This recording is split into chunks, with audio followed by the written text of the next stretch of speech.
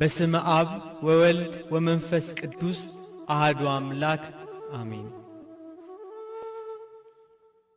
ብጽዕት ሰማዕት አርሴማ ቅድስት የክርስቶስ የጸጋው ማደሪያ በውስጧ የእምነት ኪዳን ጽላት ያለባት በልቧ የአስሩ ቃላት ሕጎች የተጻፉባት እናታችን አርሴማ ቅድስት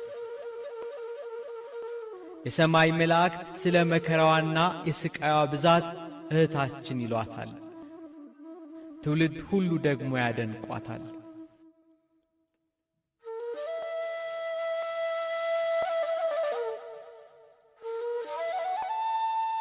በቅዱሳን ሰማዕት ማኅበርና በገነት በሮች ትመሰገናለች።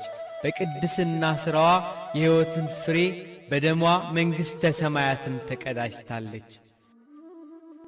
በእጆቿ የገነት የዛፍ ፍሬ የያዘች በውስጧ የበረታች የቀናች የሃይማኖትን ሥር የተከለች እናታችን አርሴማ ቅድስት የሰማያትን ሀብት ዘወትር ትገዛለች። በገመድ ወገቧን ትታጠቃለች። በሚጣፍጥ ቃል በመልካም አንደበት ዘወትር ትዘምራለች። ለተራቡት እንጀራን በመስጠት ትመግባለች። ነጭና በፍታ ልብስ እየፈተለች የተራቆተ ታለብሳለች። ከአንደበቷ የመንፈስ ቅዱስ ኃይል አለ። በላዩም የመልካም ሴት ውበትን እንደሚያሳምር ያለ የጸጋ ብርሃን ለብሳለች። እናታችን አርሴማ ቅድስት የስንፍናን እንጀራ የጥርጥርን መጠጥ አልጠጣችም። የማይቀሟትን በጎ ዕድልን መረጠች ብሎ ጌታችን ኢየሱስ ክርስቶስ እንደመሰከረላት እንደ ማርያም ሰማዕቷ እናታችን ቅድስት አርሴማ ክርስቲያኖች በሰማዕትነት ደማቸው በሚፈስበት፣ አንገታቸው በሚቀላበት፣ ለአናብስት በሚጣሉበት፣ አላውያን ነገሥታት በክርስቲያኖች ላይ ግፍ በሚፈጽሙበት በመከራ ዘመን የተገኘች ሰማዕት እናታችን ናት። የብጽዕት ሰማዕት ቅድስት አርሴማ አባቷ ክብሯን ከሆኑ ከኃያላን ነገሥታት ወገን የሆነ ቴዎድሮስ ይባላል።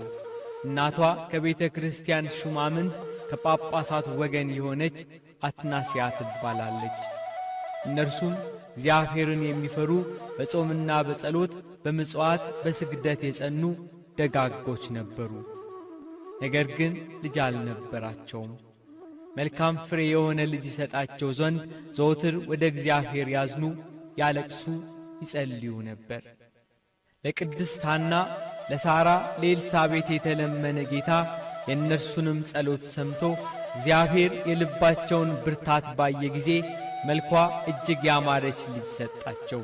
ይቺውም ቅድስት ብጽዕት አርሴማ እናታችን ናት።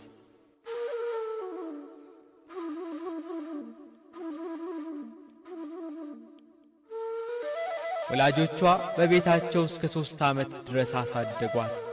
3 ዓመት ሲሞላት አምላክን በወለደች በእመቤታችን በቅድስት ድንግል ማርያም ስም በተሠራች ገዳም ታገለግል ዘንድ ሰጧት። ከ12 ዓመትም በኋላ አባቷና እናቷ ከካህን ወገን ሊያጋቧት ወደዱ። እናታችን ቅድስት አርሴማ ግን